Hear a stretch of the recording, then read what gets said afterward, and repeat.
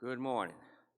We greet you in the name of our Lord and Savior Jesus Christ. Pastor Gail and we are so happy to have you sharing with us in this worship moment. I want to remind you that during the month of September, we are moving forward with a new venture that we're calling Foundations, a new normal. When we consider all the things that we are facing and that we're going through at this day and time, we want to utilize Scripture to try and ground us a bit more and equip us for the various changes that we have witnessed. Perhaps you're having to work from home, isolated, or you are having to do kind of rotational shifts. So we want to utilize Scripture to benefit us and to ground us. So you'll have various ways of being connected with the Scriptures that are being used in the sermon moment on Sunday morning, Wednesday night, and in Sunday school. So please avail yourselves of these opportunities. We ask now that you would prepare your sacred space, so we want you to take this time to prepare for our time of worship.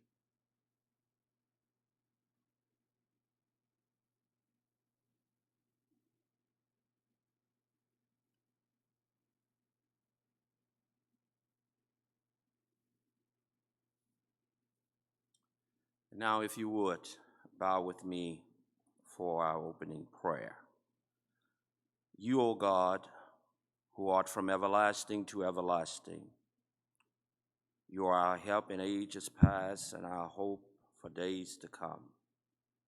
You are the wellspring of our strength and inspiration throughout many of years. And you are now the igniter of efforts still underway for equal rights and equal justice. I pray for the efforts of brotherhood and sisterhood among people of all race, for reconciliation, for the fulfillment of your desire for oneness among your people. As we come, Lord, to this moment of worshiping you, may we do so with all of our being. May you receive the honor, the praise, and the glory. We pray these things in Jesus' name. Amen.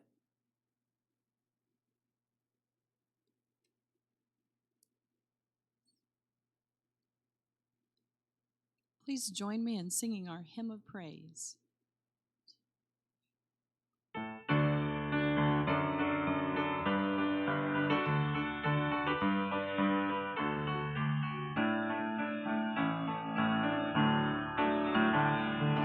I will call upon the Lord, who is worthy to be praised. So shall I be saved from my enemies. I will call upon the Lord. The Lord liveth, and blessed be the rock, and let the God of my salvation be exalted. The Lord liveth, and blessed be the rock, and let the God of my salvation be exalted. I will call upon the Lord, who is worthy to be praised. So shall I be saved from my enemies. I will call upon the Lord. The Lord liveth, and blessed be the rock, and let the God of my salvation be exalted. The Lord liveth, and blessed be the rock, and let the God of my salvation be exalted.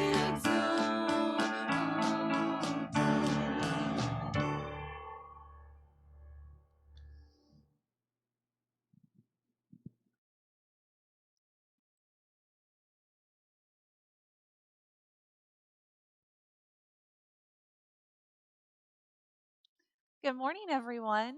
This morning, we're going to start with a real quick game. We love to start our lessons with a game. So I'm going to show you 4 things, and you try to find the one that does not belong. Okay, so let's see the first one. Okay, look very closely at those objects. Which one do you think does not belong? Right, the cup. The pencil, the crayon, and the marker, they're all school supplies, or they're also things that you can write with. Very good. Okay, next one. A flip-flop, a belt, some boots, and a shoe, a tennis shoe, a sneaker. What do you think doesn't belong? Think about that for a second. Yeah, the belt. The other things go on your feet. They are all things you can wear, so I hope that may have been a little confusing. All right, one more. Let's try one more time. 3 out of 3. An apple, an orange, a banana, and a jacket. Which do you think is the odd thing out? Yeah, that's right. The jacket is the odd one out. It's the thing that doesn't belong. And today's story is about 3 men who were the odd ones out. The king wanted everyone to bow down to a statue, and these 3 men only wanted to bow down and praise God. And when they wouldn't do what the king said, remember what happens? They were thrown into a fiery furnace. And you know what? You remember what happened to them? Nothing. Because of their faith and their belief and their bravery, and because of God's faithfulness, God protected them. So, Highland Valley, are we ready to be the odd ones out? Are you ready to stand for Christ? Are you ready to choose the right thing, even if everyone around you is choosing wrong? I know you are, because you have Christ's power working inside you. You can choose to do right, even if others aren't. So, in a world full of people following the crowd and trying to fit in and making poor choices, you be the one to stand for Christ. Stand, even if it means being the odd one out. Let's pray. Lord, we know we will face challenges. We will have to make hard choices. We'll be faced with right and wrong. Thank you for giving us stories and scriptures and people that will guide us in the right direction. May we all be brave enough to do what's right and take a stand for God. Amen. And now, everyone, if you will please join the Trices in saying the prayer that Jesus taught us. Our Father, who art in heaven, hallowed be thy name. Thy kingdom come, thy will be done, on earth as it is in heaven. Give us this day our daily bread, and forgive us our trespasses, as we forgive those who trespass against us. And lead us not into temptation, but deliver us from evil. For thine is the kingdom, and the power, and the glory forever. Amen.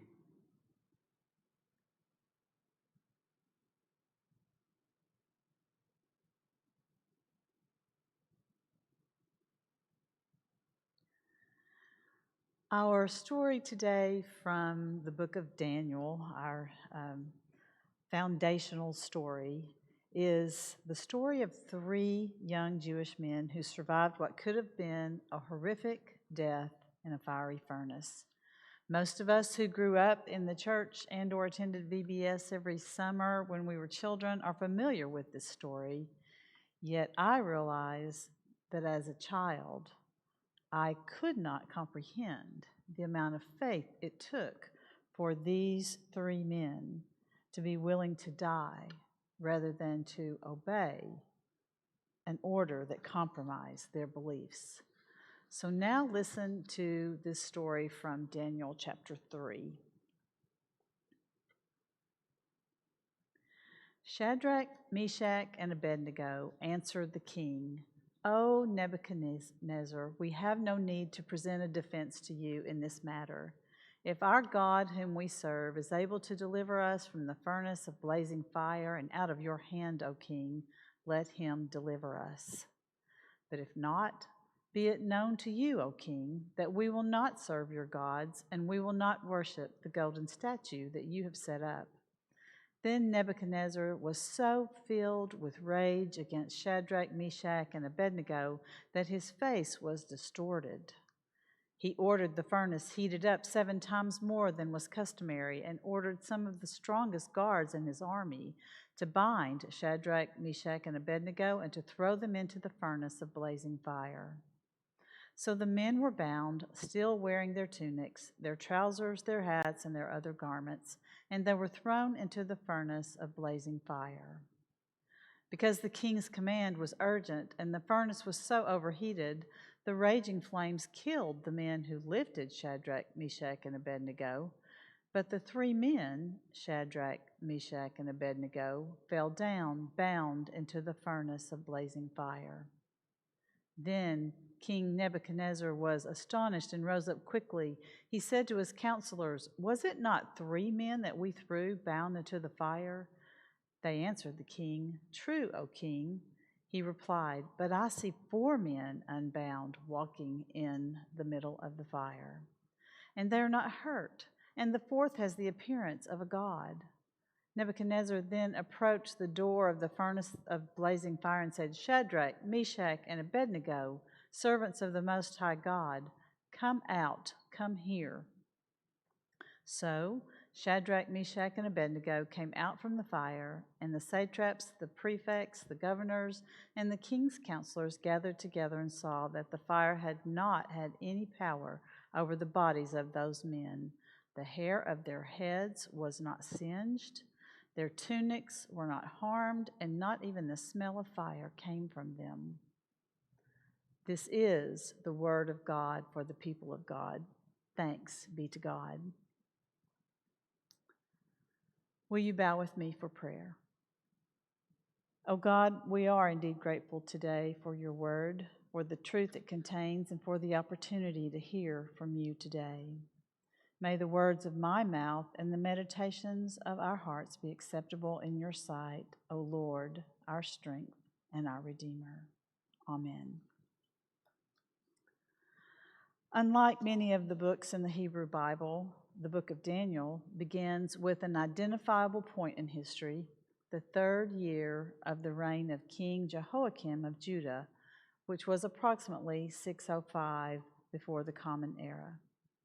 We are told that King Nebuchadnezzar of Babylon came to Jerusalem, conquered the Judean army, looted the temple, and captured members of the Israelite royal family and nobility.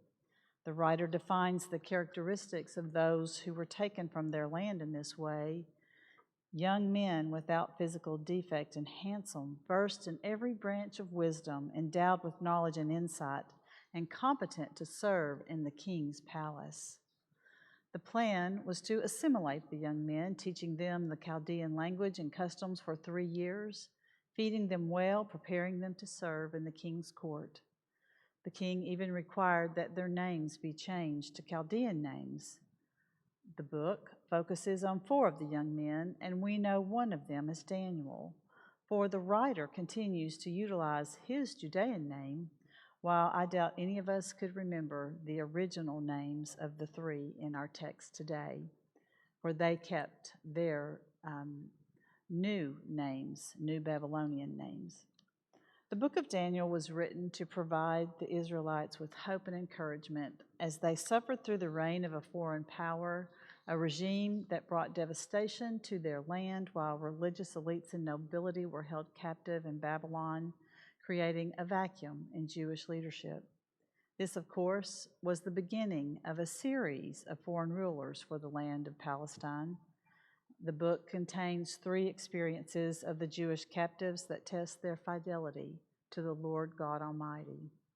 In chapter 1, the first resistance, Daniel refuses to eat the regular fare of royalty, for it is non-kosher, and asks on behalf of the 4 to receive only vegetables and water for sustenance, claiming they would be more healthy if they adhered to their diet, and subsequently proving that they were indeed more fit than those who ate like royalty. Our story today focuses on the second test of their faith, which only involved Shadrach, Meshach, and Abednego. The third is found in chapter 6, another story about Daniel, you may remember, who was thrown into the lion's den for his refusal to pray to the newest foreign ruler, the Persian king Darius, and for his survival of that experience. The beginning of our story with Shadrach, Meshach, and Abednego is chapter 3, verse 1, when King Nebuchadnezzar had a giant 9 by 90 foot golden statue built and declared that all people in the land fall to their knees and worship the statue every time musical instruments signaled the time for worship. The 3 Jewish men who were sent to govern the affairs in the land of Babylon refused to do so. Others in the court who were jealous of their power reported their failure to obey the king, who then ordered Shadrach, Meshach, and Abednego to appear before him. The reading for the day picks up with their response to the king. They refused to worship the golden statue. They refused to worship a pagan god and were willing to die rather than disobey the God of Abraham, their Lord, remembering the lessons of their youth, the commandments given by God to Moses. Remembering these words, I am the Lord thy God, which has brought thee out of the land of Egypt, out of the house of bondage. Thou shalt have no other gods before me. Thou shalt not make unto thee any graven image or any likeness of anything that is in heaven above, or that is in the earth beneath, or that is in the water under the earth. These 3 young men were serious about their faith in God, although they were living in a foreign land and serving a pagan king. They were unwilling to compromise their beliefs, even to the point of death. As a child, the story sounds so simple, so honorable, but I wonder if I would be willing to die if I was placed in similar circumstances. Do you think you would be able to make that kind of sacrifice? The text invites us to reflect upon the quality of our relationship with God, ourselves, and our neighbors, to think about our willingness to stand up for what is right and just, to grapple with the complex issues we are facing as humans and as Christians today, to ask ourselves, what is really important to me? What am I learning in this really difficult, challenging time? How will my witness as a Christ follower affect others? Am I willing to compromise my beliefs in order to keep enjoying safety and security and status and to keep my resources and to keep from offending others? What are my idols? What practices, possessions, relationships, desires, or addictions am I placing before God? We may not be worshiping a golden statue, but I know that we are all experiencing great angst and recognizing the need for change in our society, about the need for Christians to stand up, speak up, and take action to end systemic racism and the oppression of people of color. It is a struggle against the status quo and an invitation to choose the road less traveled, as Ms. Crystal so eloquently and simply stated in her message to the kids.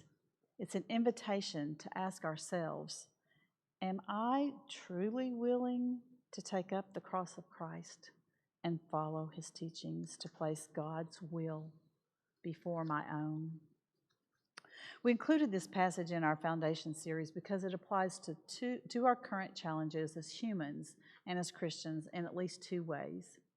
It is an example of incredible faith in the face of persecution and suffering by persons who will not compromise their belief in the truths taught to them by their parents and faith leaders about remaining loyal to their God. Shadrach, Meshach, and Abednego didn't seem to blink an eye, according to the writer of the story. They simply said they would not disobey the first and second commandments. Throw us in the furnace, they said, we will not budge. Of course, we know that this passage is not a guarantee that God will always rescue the faithful from certain death, or from other consequences when we stand up for what we believe is God's truth. There are too many martyrs of the faith who are revered for their steadfast loyalty to the Creator who actually died because of their willingness to stand on the truth. Yet it is faith that will give us the strength and courage to take a stand. I have a piece of artwork in my office with these words penned by the legendary Italian poet Dante to remind myself of what is mine to do. It says, "The hottest places in hell are reserved for those who in great times of moral crisis maintain their neutrality." The second truth, the second thing this story teaches us is that in spite of our circumstances in this life, the challenges, the health crises, the current pandemic, oppression, persecution, the ways in which we are being challenged with new ways of being and going to school and going to work and just all that is upon us at this time, the civil unrest and pent-up frustrations, and the very real fear experienced by our siblings with black and brown bodies, that life on earth will never be just or equitable. God is with us. The Lord of heaven and earth will not forsake us, and nothing can separate us from the love of God through Christ Jesus our Lord. Nothing. In fact, many times the trials in our lives create in us a stronger faith and assurance that all will be well.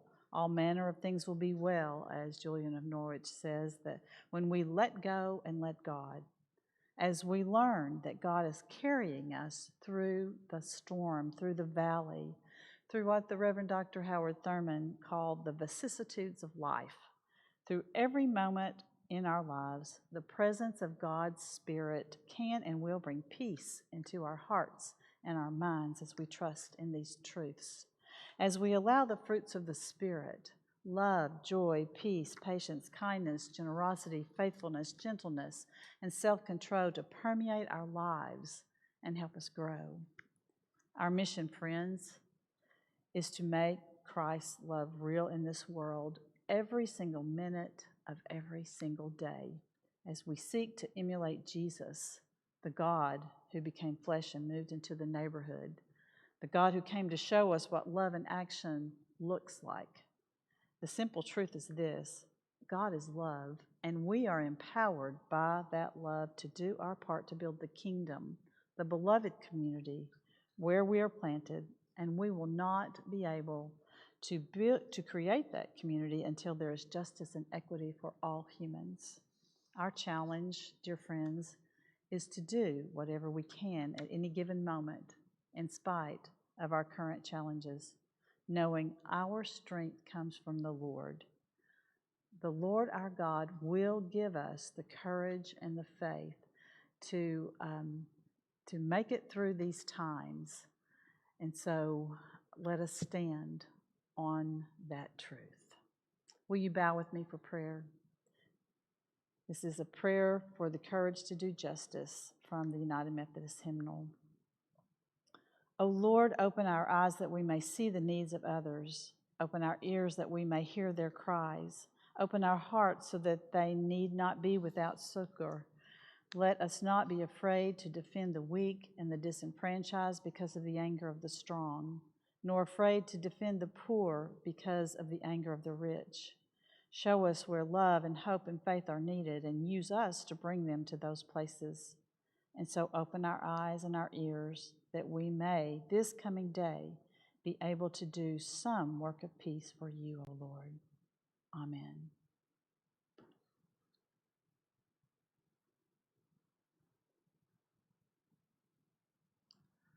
Friends, this is our offertorium moment as we talk about and move through the month of September talking about new norms, talking about foundations and new norms.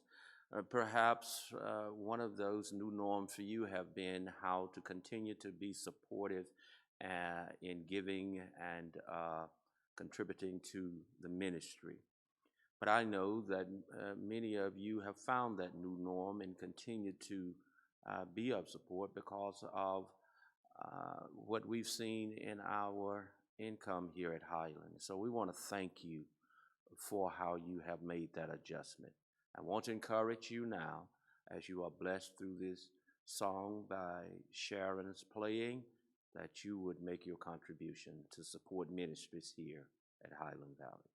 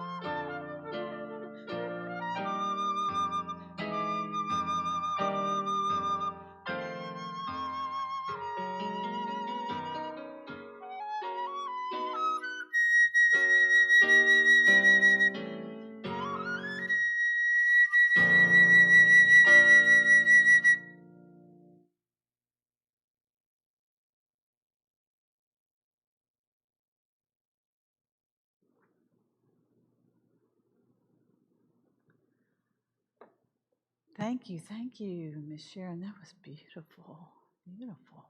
What a treasure.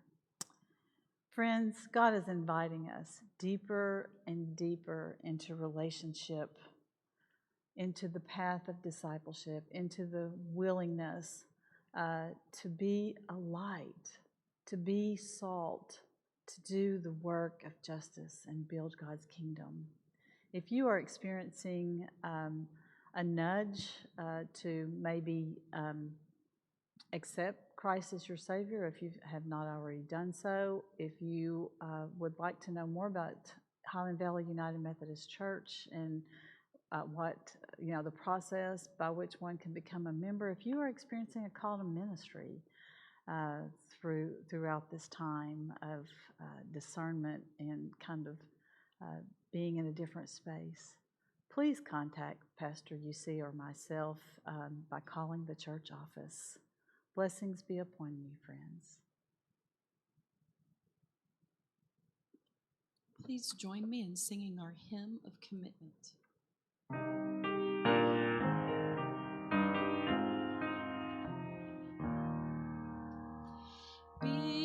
thou my vision, O Lord of my heart. Not be all else to me, save that thou art. Thou my best thought by day or by night. Waking or sleeping, thy presence my light. Be thou my wisdom and thou my true word. I ever with thee and thou with me, Lord. Thou and thou only first in my heart. Great God of heaven, my treasure thou art. Great God of heaven, my victory won. May I reach heaven's joys, O bright heaven's sun.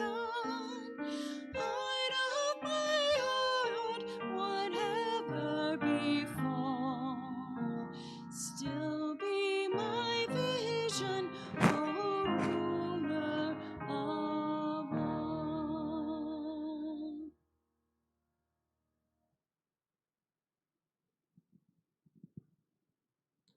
In our scriptural text for today, and the message that Pastor Gail brought, the Hebrew boys found themselves at a new norm. So have we found ourselves in such a situation.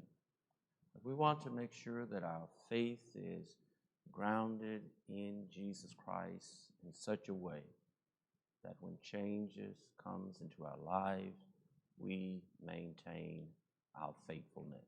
I want to encourage you to do so in the incoming week and days and months, that we might be true to God. So as we bid you farewell, we also encourage you in your faith journey. Until we meet again, see you next time. Bye-bye.